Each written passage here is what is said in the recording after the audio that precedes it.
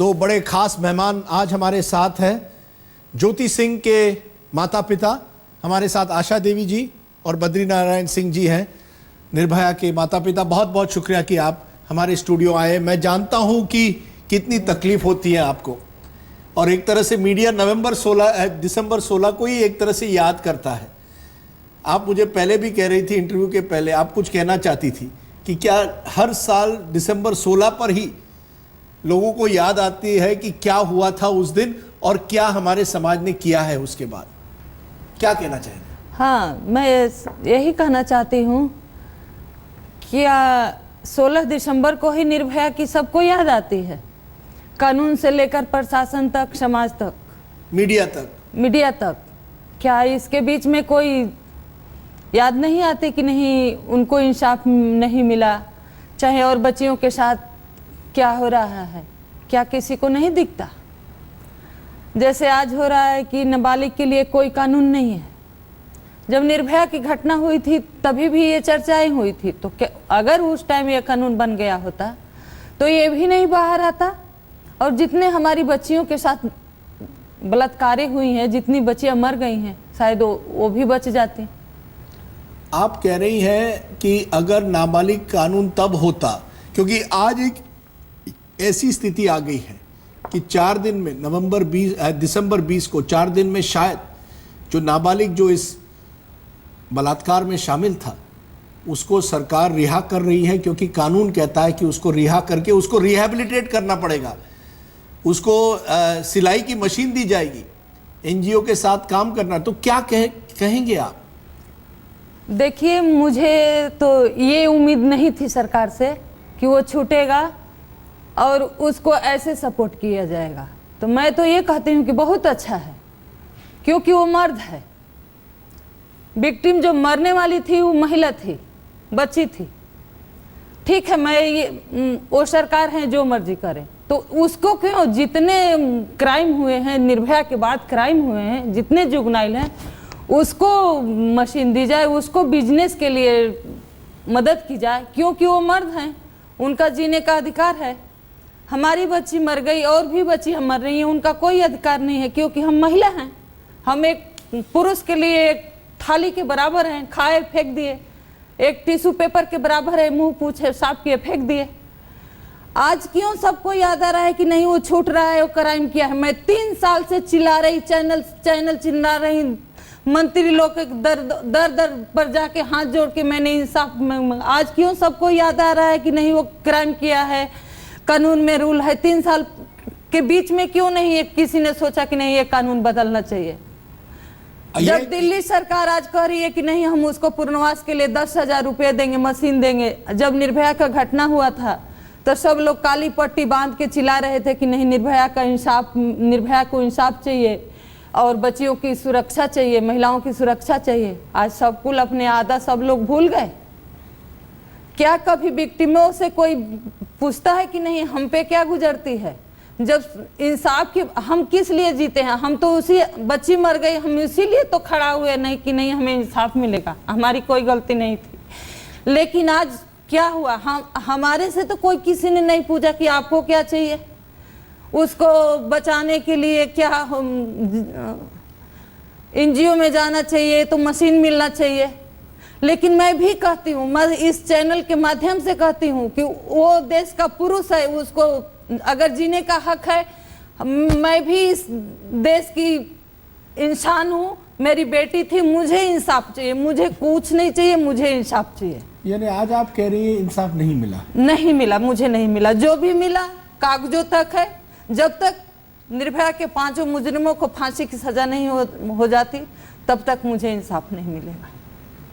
बद्री नारायण जी, क्या इंसाफ तभी मिलेगा जब फांसी होती है? क्या यही कानून होना चाहिए कि उनको फांसी मिलनी चाहिए? कुछ लोग कहते हैं, जो चाइल्ड राइट्स के एक्टिविस्ट हैं, वो कहते हैं कि हर व्यक्ति को बदलने के लिए एक मौका देना चाहिए। मैं उनसे पूछती हूँ कि जब हमारी निर्भया सड़क पर तड़प रही थी, गाड़ी रोक रोक के शीशा नीचे करके के लोग देख के मुंह फेर के चले गए, उस दिन वो चाइल्ड वाले कहाँ थे?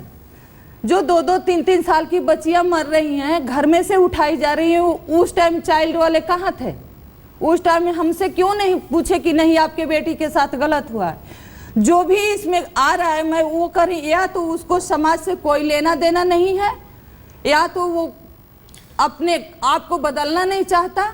तो आप कह रहे हैं कि मैं उनसे ये पूछना चाहती हूँ कि क्या उनके बेटी के साथ अगर ऐसा होता तो क्यों वो कहते कि नहीं इसको सजा नहीं मिलनी चाहिए, इसको छोड़ना चाहिए, कानून नहीं बदलना चाहिए।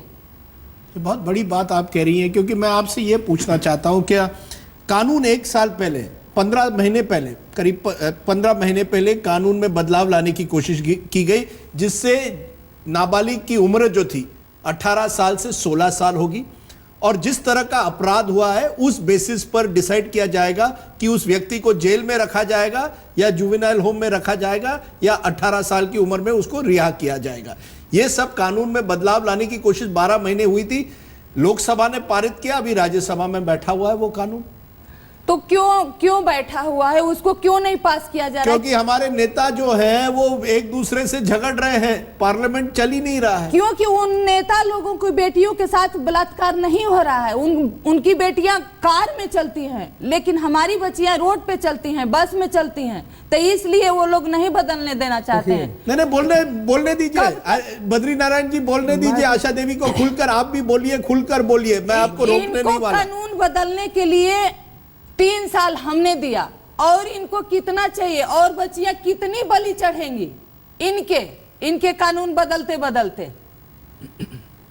लेकिन मैं भी यही जानती हूँ, अब मुझे 3 साल इसमें घुस के मुझे समझ आ गया कि जिस दिन किसी मंत्री की बेटी के साथ रेप या बलात्कार हो जाएगा उसी दिन सारा सिस्टम बदल जाएगा। लेकिन हम गरीब हैं। एक और बड़ी बात है कि अगर मंत्री की बेटी के साथ बलात्कार होगा, आपको लगता है तभी इस देश का कानून असलियत में बदलेगा? क्योंकि उसकी तकलीफ सबको देखेगी, हमारी तकलीफ किसी को नहीं दे। अरे किस घटना में, किस तरह के मर्डर में, किस तरह का रेप में सजा होती है और कानून बनाया जाता है। जो हमारे बेटी के साथ हुआ है उसके आगे और पीछे कुछ बचता है। मैं भी 29 साल से दिल्ली में रह रही हूँ, लेकिन मैंने कभी नहीं सुना था कि नहीं एक इंसान के साथ ऐसे कर सकता है। अरे मुझे कोई अंदाजा लगा सकता है कि मैं किस लिए खड़ा हूँ, किस लिए जिंदा हूँ। मैं इसी भरोसे जिंदा रही कि नहीं, अगर मैं क्या समाज ने, अगर सामने समाज आया है, हमारे बच्चे महिलाएं सामने आई हैं, तो हमारे सिस्टम को जरूर आंख खुलेगी और जरूर आज से इस पे काम होगा। हर चीज का घोषणा होता है, बेटी बचाओ, बेटी पढ़ाओ, सफाई अभियान लगाओ। क्या कभी किसी पार्टी ने, किसी नेता ने घोषणा किया कि महिलाओं के साथ रेप नहीं होना चाहिए, महिलाओं के साथ कोई घूरेगा नहीं, छेड़खानी नहीं होगी?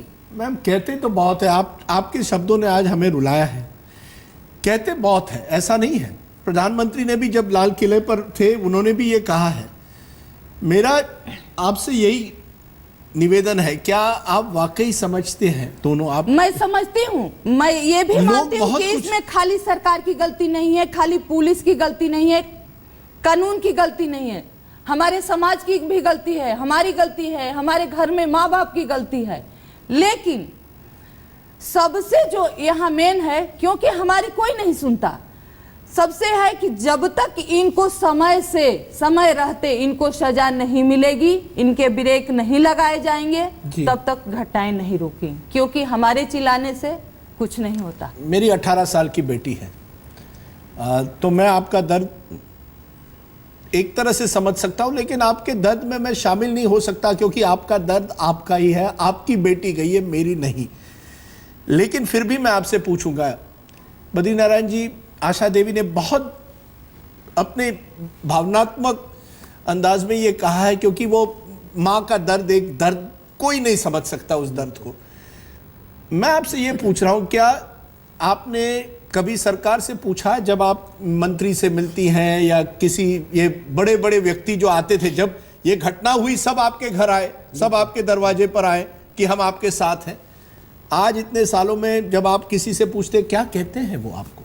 देखिए, प्रधानमंत्री के पास गए, ये सब कुछ हमने अपना रोना रोया सब कुछ बता लिखित रूप में दिया है जी। उन्होंने आश्वासन दिया कि आपको न्याय मिलेगा, ये प्रधानमंत्री नरेंद्र मोदी जी। जी हाँ, बिल्कुल। आप मनमोहन सिंह के पास भी गए थे? नहीं, नहीं। अच्छा, नरेंद्र मोदी जी ने आपको बुलाया था, उन्होंने आश्वासन दिया? जी हाँ।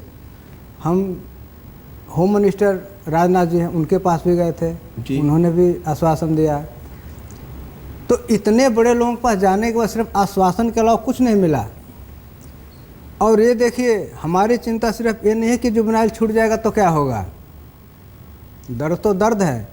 हमारी चिंता सिर्फ इस बात की है कि आज जिस तरह से रेप हो रहे हैं, बलात्कार हो रहे हैं, या जुबनाइल इस काम को अंजाम दे रहे हैं, तो आगे आने वाले 10 साल में प्रधानमंत्री हो, चाहे होम मिनिस्टर हो, चाहे कितना भी बड़ा कोई पावरफुल नेता क्यों ना हो, हमारे देश के लिए, हमारे दिल्ली के लिए क्या कोई दे रहा है।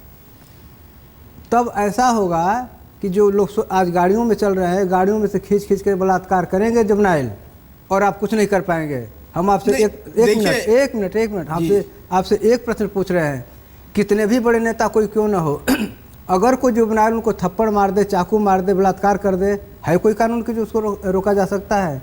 उसको कुछ नहीं होगा, कुछ नहीं होगा। लेकिन क्या आप वाकई समझते हैं, क्योंकि जो बाकी जो है इस केस में वो अभी भी जेल में है, केवल जुवेनाइल रिहा होगा, तो फिर क्या आप समझती है ये केवल एक प्रश्न रह गया है इस पूरे? तो एक और भी सवाल है, लेकिन उसका भी सुनिए कि हाई कोर्ट से तो फारिग हो गया, उसको भी 18-19 महीने हो गए। मुझे ये नहीं पता कि हमारा वकील कौन है, हमारे केस में हो क्या रहा है। यानी आप चाहती हैं कि महीने में कुछ नहीं हुआ। एक तरह से आशा देवी आप कह रही हैं कि अगर इस तरह का बड़ा मामला होता है, इस तरह का अपराध होता है, तो कम से कम फास्ट ट्रैक कोर्ट होना चाहिए और 1 साल में निर्णय होना चाहिए। बिल्कुल होना नहीं तो चाहिए। तारीख पे तारीख चलती जाएगी। आप आज कह रहे हैं, मुझे आपको यह भी नहीं मालूम कि आपका वकील कर क्या रहा है। बिल्कुल, मैं यही कहना चाहती हूँ कि इतना बड़ा क्राइम हुआ, उसके बाद ये कुछ भी नहीं बदला, कुछ भी नहीं सोचा जाएगा, तो कब होगा? 3 साल हो गया, 19 महीने से सुप्रीम कोर्ट में केस है, तो आखिर क्या कारण है कि इसका आगे केस आगे नहीं बढ़ रही है? तो अगर ऐसे, मैं ये नहीं कहती कि मेरी पर्सनल बेटी थी, मेरी केस पर्सनल है, मैं ये कहती हूँ कि चाहे पीछे का केस हो, चाहे आगे का हो, सब बच्चियों को इंसाफ मिले और हमारे को भी इंसाफ मिले, मेरी बच्ची को भी इंसाफ मिले। मुझे अपने लिए ये नहीं कि मेरी बेटी पर्सनल थी, उसके साथ हुआ, उसको इंसाफ मिले। मैं तो चाहती हूँ कि सब बच्चियों को इंसाफ। आप कह रहे हैं 16 साल की उम्र होनी चाहिए या अपराध को देखकर किसी को पनिशमेंट करना चाहिए? सिर्फ जो अपराध, जिस तरह का अपराध होगा, जिस तरह का क्राइम होगा, उस तरह का सजा की व्यवस्था। तो आप कह रहे हैं 16 साल 17 साल उम्र से कुछ नहीं होता है, मायने रखता है किस तरह का अपराध हुआ। हाँ, मायने ये रखता है कि जिस तरह से आजकल समाज में क्राइम का, उम्र का कोई सीमा नहीं है, उसी तरह सजा की भी कोई सीमा नहीं होनी चाहिए। अगर ऐसा कानून नहीं है तो इस कानून को बदलिए। और मैं आज एक बार फिर सबसे हाथ जोड़ के यही कहती हूँ कि जो भी मेरे को सुन रहा है, चाहे कानून से सरकार तक, समाज तक, स्कूल तक, कि सब लोग मिलके कम से कम इस पे पॉलिटिक्स मत करिए और बच्चियों के बचाने के लिए कोई ठोस कदम जरूर उठाइए। मेरे से जहां तक हो पाएगा, जब तक मेरे सांस में सांस रहेगी, मैं इसके लिए लड़ूंगी। क्या डर है आपको अगर ये नाबालिग अब 20 तारीख को रिहा होता है? क्या डर है? आपने ये भी कहा है, मैंने देखा है कहीं, कि दुनिया को देखना चाहिए कि ये कौन है, इसका चेहरा दुनिया के सामने लाना चाहिए, आप कहती है। मैं ये कर रही हूँ कि अगर आपके कानून में कोई प्रावधान नहीं है कि इसको सजा दी जाए, तो कम से कम उसका चेहरा पब्लिश कीजिए, उसका नाम पब्लिश कीजिए, उसे एक्सपोज कर दीजिए। हाँ, कि कौन है ये, कौन है। कम से कम हमारे समाज में उससे लोग सचेत तो रहेंगे, लोगों को ध्यान तो रहेगा कि नहीं, ये निर्भया का एक दोषी है, जो इसको कानून में कोई प्रावधान नहीं है कि ये सजा मिले इसको, तो ये बाहर है। वो दिन वापस आपकी बेटी लौट नहीं पाएगी। लेकिन आप कह रही हैं कि आपको इंसाफ चाहिए, तभी आपको लगेगा वाकई कि जो हुआ और जिसके बाद जो आंदोलन हुआ, उसको कहीं ना कहीं एक सही दिशा उस आंदोलन को मिली। बिल्कुल। जब तक आपकी बेटी अगर आज होती, देखिए आज बेटी होती तो शायद मैं यहाँ नहीं होती, लेकिन आज बेटी होती तो एक सदस्य मेरे घर में डॉक्टर होता। लेकिन आज मेरे कोने कोने में गम है। 3 साल के बीच मैंने, मेरे बच्चों ने कभी खुल के हंसा नहीं। मैंने अपने दिल पे पत्थर रख के दोनों बच्चों को बाहर, दिल्ली से बाहर कर दिया। मैं अकेले घर में रहती हूँ, अकेले लड़ती हूँ। दिल्ली से बाहर गया क्यों? क्योंकि बच्चे को, हमारे दुख बच्चे नहीं देख पाते हैं, हमारे साथ दुखी होते हैं, उनके पढ़ाई में नुकसान होता है। आज नेता जो है पार्लियामेंट को चलने नहीं दे रहे। ये बिल जो है, जैसे मैंने कहा, ये प्रावधान जो है 12 महीने से वही राज्यसभा में बैठा हुआ है। क्या आप दोनों कहना चाहेंगी उन नेताओं से? आप बताइए क्या कहना चाहेंगे आपके सिस्टम से? देखिए, हम नहीं जानते कि नेता चलने दे रहे हैं नहीं, हमें तो कानून का जो ब्यौरा है वो चाहिए। कानून तो कानून चाहिए, कौन देगा हमें नहीं पता है। हम सिर्फ ये जानते हैं कि चाहे पार्लियामेंट में हो चाहे राज्यसभा में हो, हमें वो कानून चाहिए जिससे कि महिलाओं की सुरक्षा हो सके। कम से कम सबको मैं यही कहना चाहती हूँ कि कम से कम जो महिलाओं के साथ अपराध हो रहा है उस पे आप पॉलिटिक्स छोड़िए, सब लोग मिलके एक ठोस कदम उठाइए कि महिलाओं की सुरक्षा के लिए आप क्या कर रहे हैं। अगर कानून बदलना है तो कानून बदलिए, सिस्टम बदलना है सिस्टम बदलिए, पुलिस बदलनी है पुलिस बदलिए, मगर कुछ करिए। बहुत बहुत शुक्रिया, थैंक यू वेरी मच।